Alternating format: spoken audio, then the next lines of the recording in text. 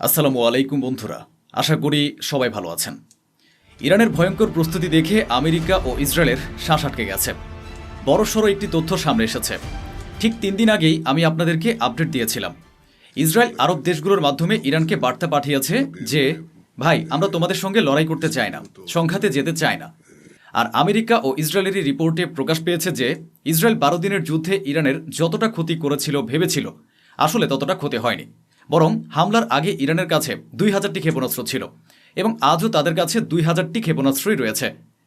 এবার আজকের বিষয়টা শুনুন। এই যে স্যাটেলাইট ছবি, ইরান প্রকাশ্যেই চমক দিচ্ছে। স্যাটেলাইট ছবিতে প্রকাশ পেয়েছে যে ইরান খোলাখুলিভাবেই ব্যাপক উৎপাদন করছে। সামনে যে জিনিসগুলো পড়ে আছে ওগুলো ক্ষেপণাস্ত্র, তাও আবার খোলা জায়গায় রাখা। হাজার হাজার ক্ষেপণাস্ত্র বানাচ্ছে এবং গোপনে রাখছে না, সামনে প্রকাশ্যে রেখে দিচ্ছে। যেন বলছে, এসো দেখো শত্রুরা, তোমাদের লাখো নিষেধাজ্ঞা আর হুমকির পরও আমরা আমাদের অস্ত্র, আমাদের ক্ষেপণাস্ত্র বানিয়েই যাচ্ছে। এই স্যাটেলাইট ছবিটি থেকে একটি বিষয় পরিষ্কার, ইরান থামতে রাজি নয়, বরং তারা 2000টিরও বেশি ক্ষেপণাস্ত্র তৈরি করে তাদের কাছে মজুত করে রেখে দিয়েছে। এই রিপোর্ট ও স্যাটেলাইট তথ্য থেকে বিশেষজ্ঞরা বলছেন ইরান খুব দ্রুতগতিতে প্রতিদিন ক্ষেপণাস্ত্র তৈরি করছে। এদিকে হিজবুল্লাহকে নিয়ে একটি বড় আপডেট এসেছে। ইরান হিজবুল্লাহর শীর্ষ নেতাদের যারা বয়স্ক, সাদা পাগড়ি পরা, তাদের পরিবর্তন করতে পারে। সম্ভবত ইরান মনে করছে বর্তমান হিজবুল্লাহ নেতারা বেশ শান্ত দেখাচ্ছেন এবং যে ধরনের আগ্রাসী মনোভাব একজন হিজবুল্লাহ নেতার থাকা উচিত তা দেখাচ্ছেন না। সম্ভবত এই কারণেই হিজবুল্লাহর নেতৃত্ব পরিবর্তনের প্রস্তুতি চলছে। অন্যদিকে ইরানের সেনা কর্মকর্তারা প্রকাশ্যেই খুব স্পষ্ট করে বলছেন, আমাদের জন্য যদি কোনো হুমকি তৈরি করা হয় এবং আমাদের উপর হামলা চালানো হয়, তাহলে আমরা প্রকাশ্যেই বড় হামলা করব, কোনো দ্বিধা করব না। একটি নির্দিষ্ট মেয়াদ শেষে প্রতিটি দেশই তাদের রাষ্ট্রদূত পরিবর্তন করে। সেই অনুযায়ী ইরান লেবাননের জন্য নতুন রাষ্ট্রদূত পাঠিয়েছে, কিন্তু লেবানন সেই ইরানি রাষ্ট্রদূতকে গ্রহণ করছে না। ফলে ইরান চাইছে লেবানন ও ইরানের মধ্যে যেন কোনো সংঘাত না হয়। কিন্তু লেবানন আমেরিকাকে খুশি করার জন্য নানা ধরনের পদক্ষেপ নিচ্ছে। ইরানের একটি গোষ্ঠী আছে, হানজালা গ্রুপ। এই হানজালা গ্রুপ 14 থেকে 15 জন ইসরায়েলি বিজ্ঞানী ও ডেভেলপারদের ছবি প্রকাশ করেছে। দেখুন, এরাই ইসরায়েলের ডিফেন্স সিস্টেম তৈরি করেছে, সেরা মানের প্রতিরক্ষা ব্যবস্থা। এখন এই তথ্য প্রকাশ পাওয়ার ফলে ইসরায়েলের জন্য ডিফেন্স সিস্টেম বানানো লোকজনের জীবন ঝুঁকির মধ্যে পড়ে গেছে। এদিকে ইসরায়েল লেবাননে আবারও হামলা চালিয়েছে। দেখুন,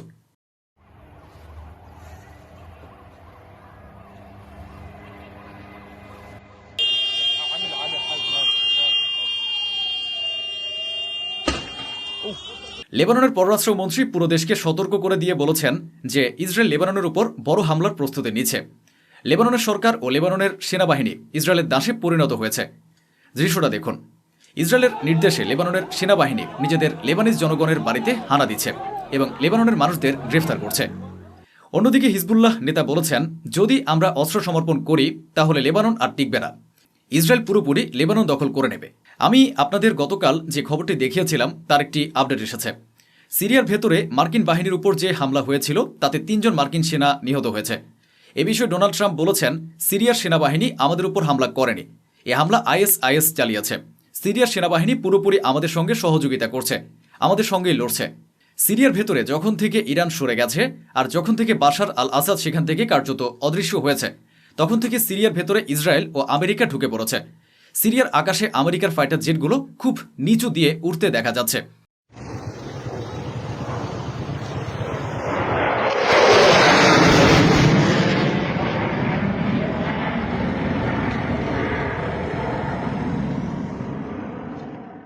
অন্যদিকে গভীর রাতে সিরিয়ার ভেতরের এই দৃশ্যটা দেখুন, ভয়াবহ বিস্ফোরণ ঘটেছে। বিশ্ব আশা করছিল আর আমেরিকা দাবি করছিল যে বাশার আল আসাদ চলে গেলে সিরিয়ায় শান্তি আসবে। এ হলো সেই শান্তি। বলা হচ্ছে যে এই আইএস বা দাইশ সন্ত্রাসী গোষ্ঠীর সিরিয়ায় চালানো হামলায় যেখানে 3 জন মার্কিন সেনা নিহত হয়েছেন, সেখানে সিরিয়ার জোলানির 10 জন সেনাও মারা গেছে। অন্যদিকে ইরানের উপরেও যে কোনো সময় হামলা হতে পারে। খেয়াল করুন, এখানে দেখুন, শুনুন। রিপোর্ট বলছে অস্ট্রেলিয়ার ভেতরে ইহুদিদের উপর যে হামলাটি হয়েছে তাতে নিহতের সংখ্যা 16 থেকে 17 জনে পৌঁছেছে। আর সম্ভবত আপনি যখন এই রিপোর্টটি দেখছেন তখন এই সংখ্যা আরও বাড়তে পারে। এখন কথা হচ্ছে, মার্কিন এক কর্মকর্তা জানিয়েছেন যে তদন্ত চলছে আর আমেরিকা ইসরায়েলকে সম্পূর্ণ ছাড় দিয়েছে। অস্ট্রেলিয়ায় ইসরায়েলিদের উপর যে সন্ত্রাসী হামলা হয়েছে তাতে যদি ইরানের হাত থাকার প্রমাণ সামনে আসে, তাহলে ইসরায়েল যে কোনোভাবে যে কোনো ধরনের হামলা ইরানের উপর চালাতে পারে। আমেরিকা ইসরায়েলকে এই খোলা ছাড় দিয়ে রেখেছে। এদিকে পর্তুগালের কর্মকর্তারাও ভাবছেন যে ইউরোভিশন থেকে পর্তুগালও বেরিয়ে আসবে, কারণ ইউরোপে ইসরায়েলের বিরুদ্ধে বিরোধিতা বাড়ছে। ইসরায়েলকে যেন ইউরোভিশনে অংশগ্রহণ করতে না দেওয়া হয়। কিন্তু ইউরোভিশনের যে সংস্থা ও কর্মকর্তারা আছেন তারা ইসরায়েলকে ইউরোভিশন থেকে সাসপেন্ড করছেন না। তাই এখন অন্যান্য দেশ নিজেরাই ইউরোভিশন থেকে সরে দাঁড়াচ্ছে, বেরিয়ে যাচ্ছে। তারা বলছে আমরা খেলবো না, আমরা এই প্রতিযোগিতায় অংশ নেব না, আমাদের ইসরায়েলি দরকার নেই। ওদিকে WHO বলেছে ইসরায়েল গাজা থেকে আহতদের বের হতে দিচ্ছে না। চিকিৎসা না পাওয়ার কারণে অন্তত 1000 গাজার মানুষ এভাবেই মারা গেছে, চিকিৎসা ছাড়াই, যন্ত্রণায় কাতর হয়ে। এদিকে গাজায় ইসরায়েল হামলা আরও বাড়িয়েছে। 24 ঘন্টার মধ্যে গাজার ভেতরে 9 জন ফিলিস্তিনিকে ইসরায়েল হত্যা করেছে। ওদিকে ইসরায়েলের কথায় ফ্রান্স তাদের দেশে একজন ফিলিস্তিনি শরণার্থীকে গ্রেফতার করেছে। এছাড়াও 26 বছর বয়সী আরেকজন ফিলিস্তিনি যুবককে ইসরায়েলের কারখানায় হত্যা করা হয়েছে, তাকে মেরে ফেলা হয়েছে। অন্যদিকে ফিলিস্তিনের প্রেসিডেন্ট মাহমুদ আব্বাস ইতালি গেছেন এবং ইতালি সরকারের সঙ্গে সাক্ষাৎ করে তিনি দাবি জানিয়েছেন ইতালি যেন ফিলিস্তিনকে স্বীকৃতি দেয়। এবার আপনাদের জার্মানির পুলিশের চিত্র দেখায়। দেখুন, জার্মানির পুলিশ বার্লিনে ফিলিস্তিন সমর্থকদের মারছে, পেটাচ্ছে, টিয়ার গ্যাসের শেল ছুড়ছে এবং জেলে ঢুকিয়ে দিচ্ছে। এদিকে ইহুদিদের একটি ধর্মীয় উৎসব চলছে, আর ইহুদিদের উৎসব নাকি সপ্তাহের পর সপ্তাহ প্রায় 15 থেকে 20 দিন পর্যন্ত চলে। এমন অবস্থায় গাজার ভেতরে থাকা ইসরায়েলি সেনারা নিজেদের ধর্মীয় রীতি অনুযায়ী গাজার ভেতরে উৎসব উদযাপন করছে। ইসরায়েলের প্রোপাগান্ডা আপনাকে ইউটিউবে একরকম দেখাবে, ইনস্টাগ্রামে আরেক রকম দেখাবে, এক্সে আর ফেসবুকে আরেক রকম। কিন্তু বাস্তবতা হলো ইউরোপে ইসরায়েলের বিরুদ্ধে বিরোধিতা বাড়ছে। ইউরোভিশনের 1994 সালের যে বিজয়ী গায়ক ছিলেন সে বিজয়ীও ইসরায়েলকে ইউরোভিশন থেকে বাদ দেওয়ার দাবিতে নিজের ট্রফিও ফিরিয়ে দিয়েছেন। অন্যদিকে তুরস্ক থেকে নেতানিয়াহুর উপর তীব্র চাপ ও সমালোচনা চলছে।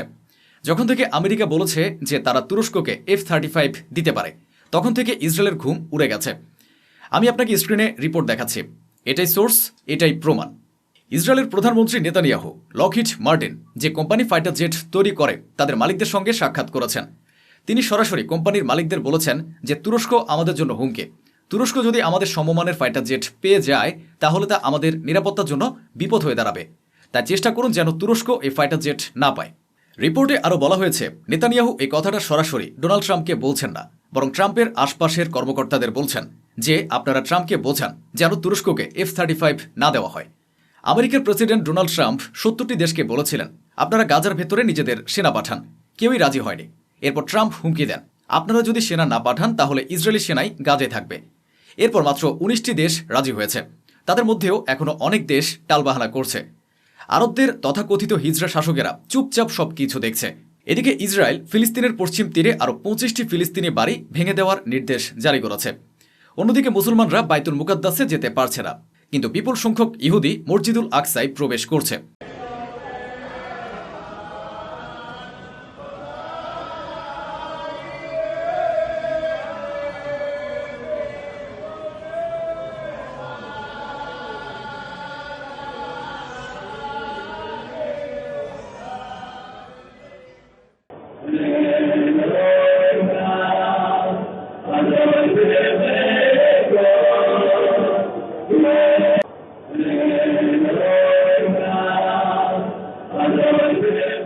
গাজার ভেতরে তো আগেই বন্যা রয়েছে, তবে বৃষ্টি ও ঝড়ের কারণে ইসরায়েলের শহরগুলোতেও, ইসরায়েলের এলাকাগুলোতেও ভয়াবহ বন্যার আশঙ্কা করা হচ্ছে।